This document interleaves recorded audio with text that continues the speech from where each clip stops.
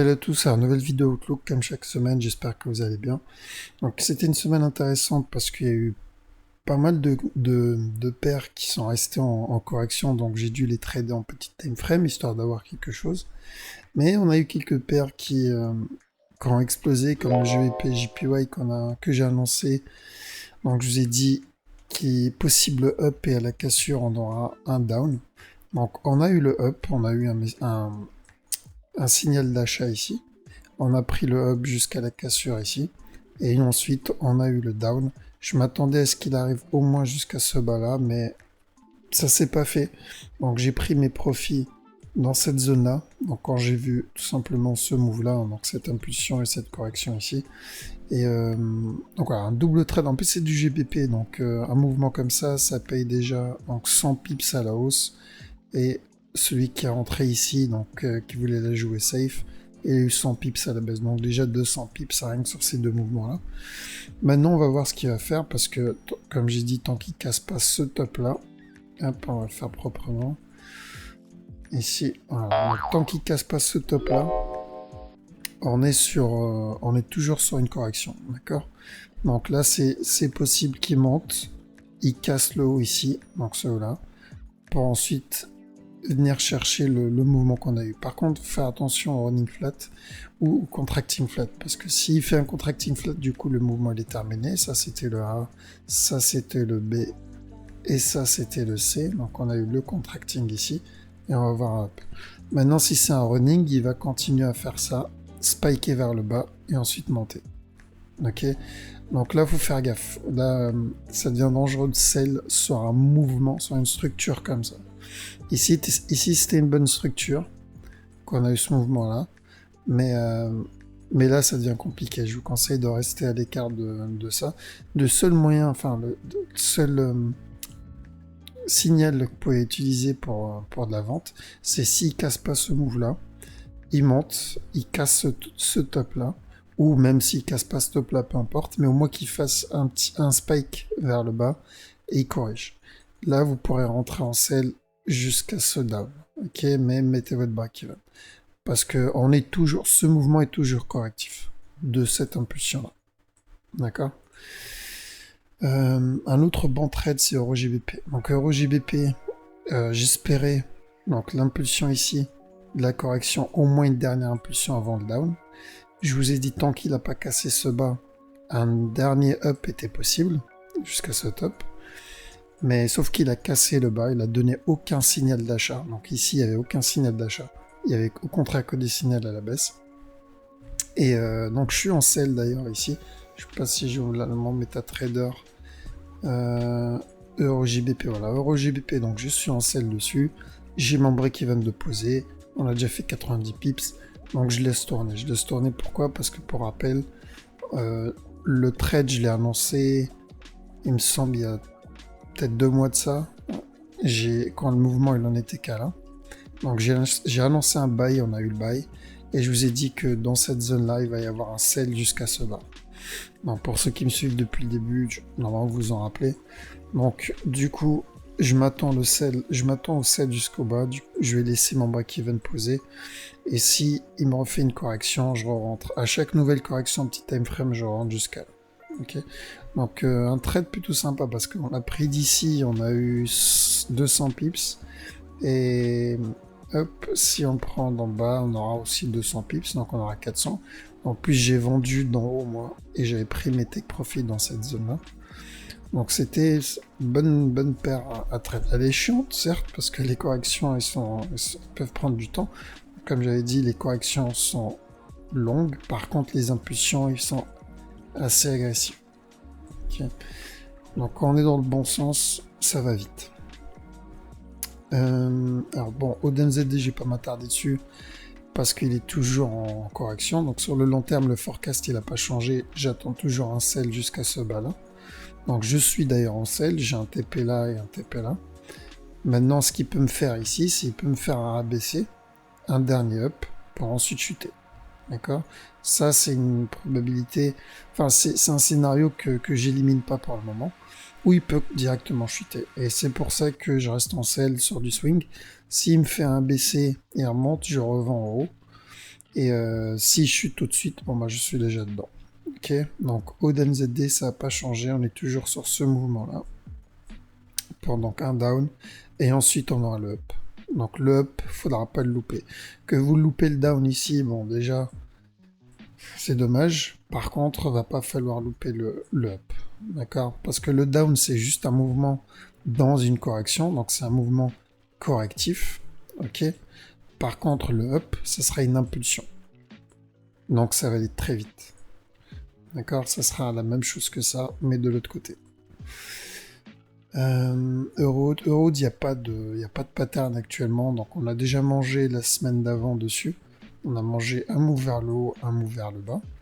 Et là où il y avait 3 opportunités de rentrer à l'achat, il y en a eu une ici et une ici. Ok.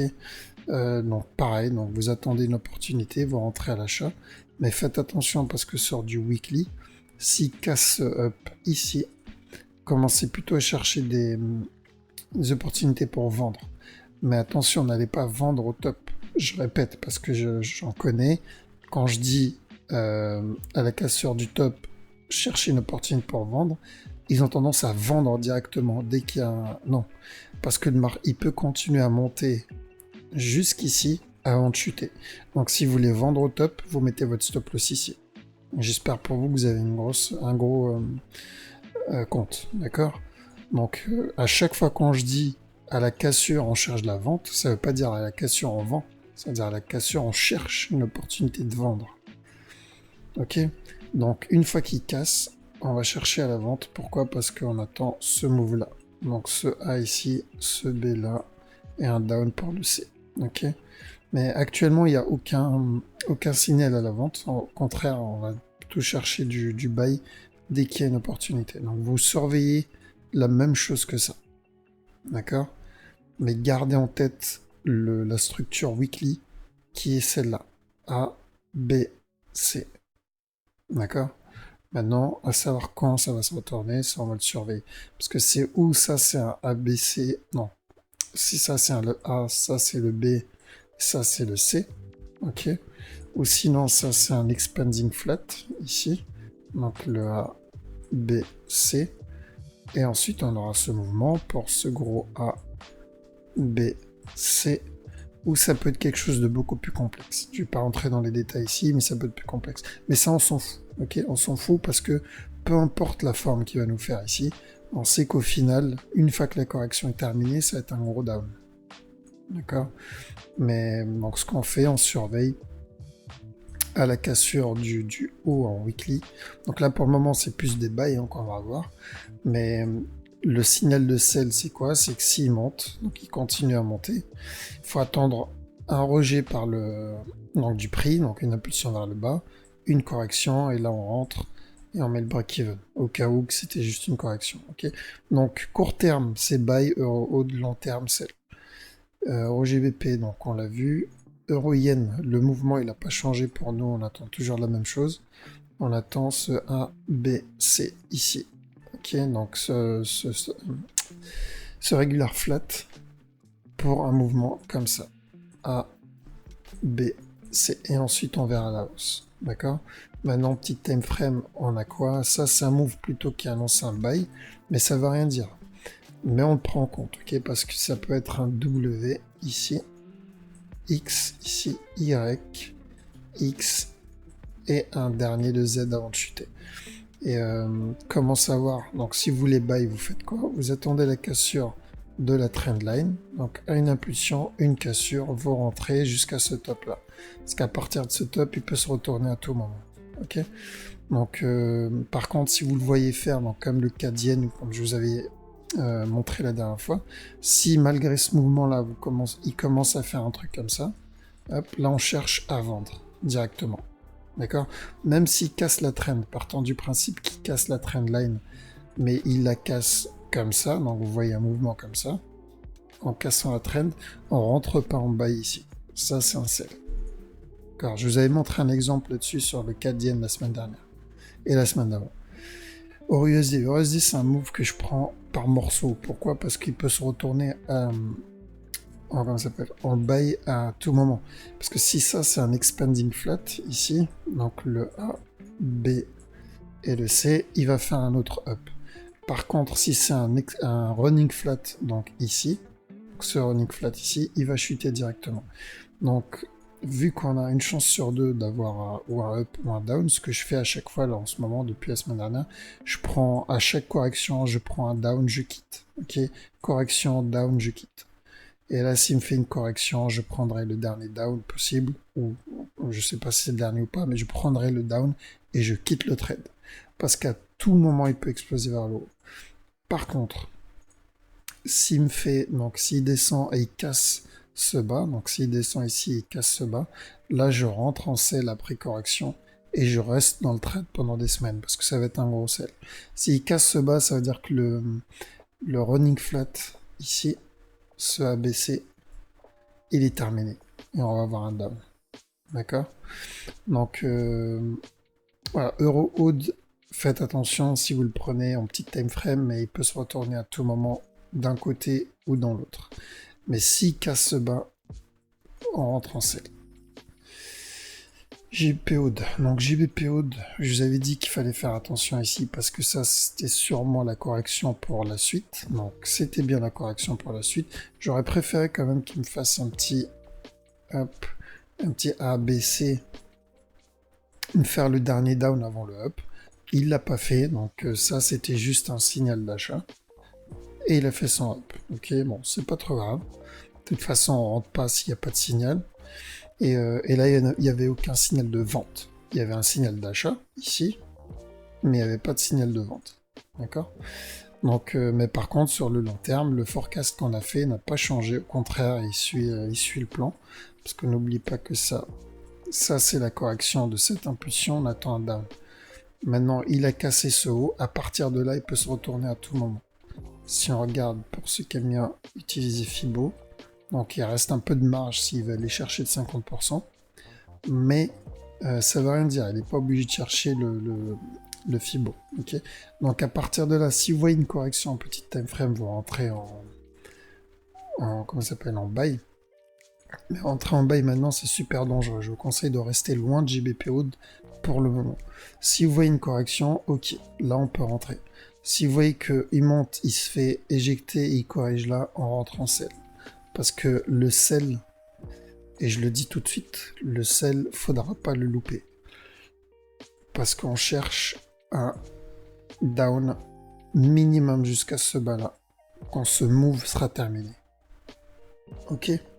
Voilà, donc faut juste attendre que ce mouvement-là se termine.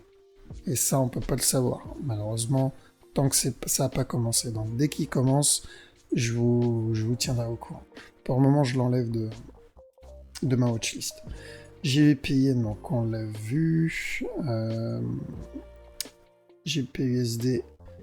GPUSD, je suis en buy dessus d'ailleurs. Je suis rentré. Hop.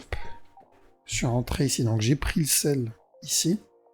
Et là, je suis en buy là. Donc pourquoi buy? Parce que j'ai vu donc la cassure de la trend ici.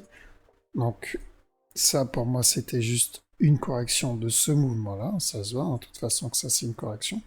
Donc, hop, on va ça. S'il veut bien, voilà.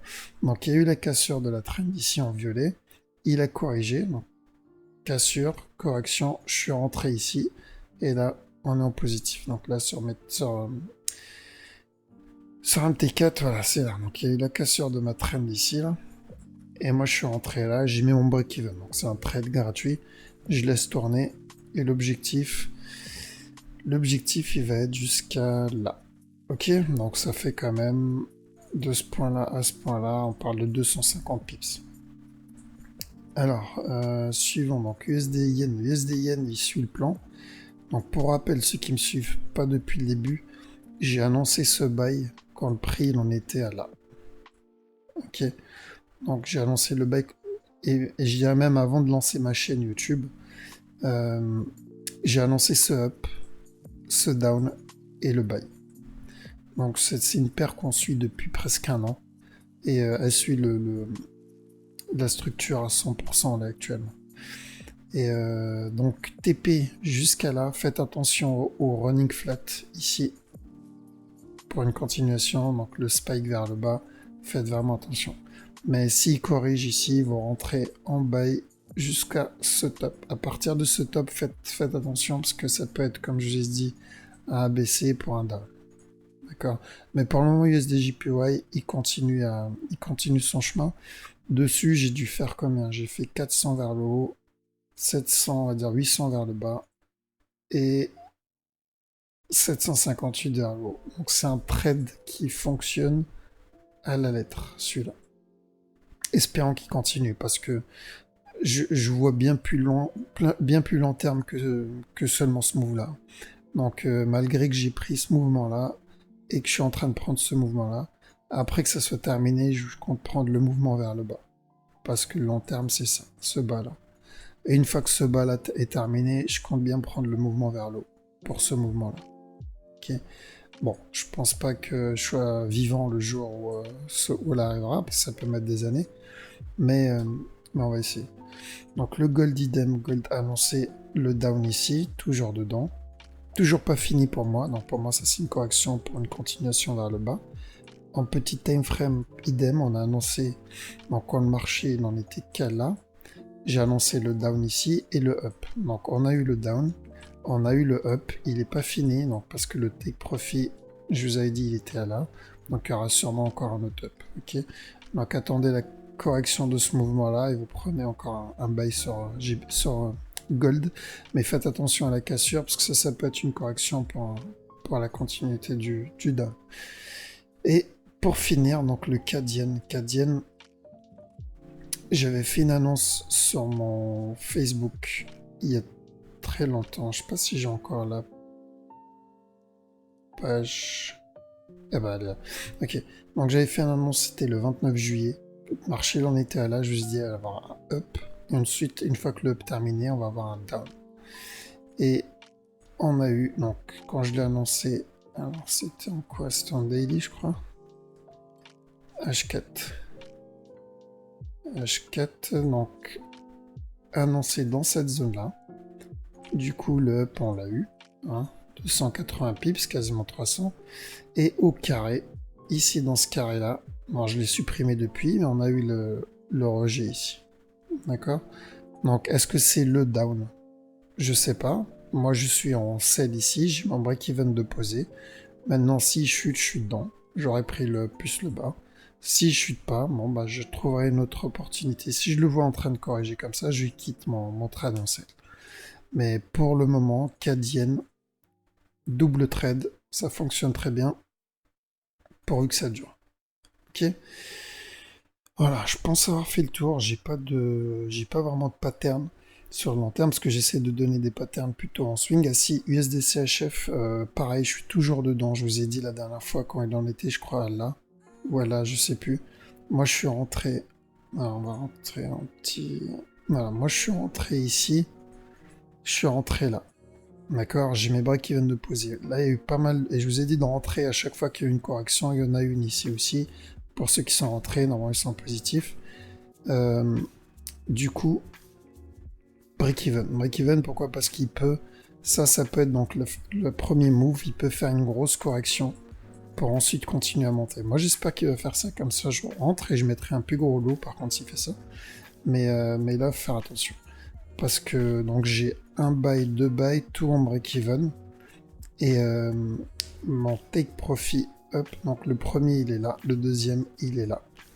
Ok? Et une fois qu'il aura cassé le haut, je vais chercher à vendre. D'accord? Donc, c'est un trade annoncé. Ce trade-là, je l'ai annoncé quand il était là, dans cette zone-là. Donc, déjà, il a fait 200 pips. Et c'est que le début. Voilà. Voilà, je pense avoir fait le tour. Donc, n'hésitez pas à poster, comme je disais la semaine dernière, si vous voulez que j'analyse une paire pour la semaine d'après, postez ça dans les commentaires. Et j'essaierai de faire une analyse complète dessus. Rejoignez le groupe Facebook si c'est pas déjà fait. Et s'il y a des questions, n'hésitez pas à me contacter sur Telegram ou sur Facebook. Sur ce, je vous souhaite un bon week-end et je vous dis à la prochaine.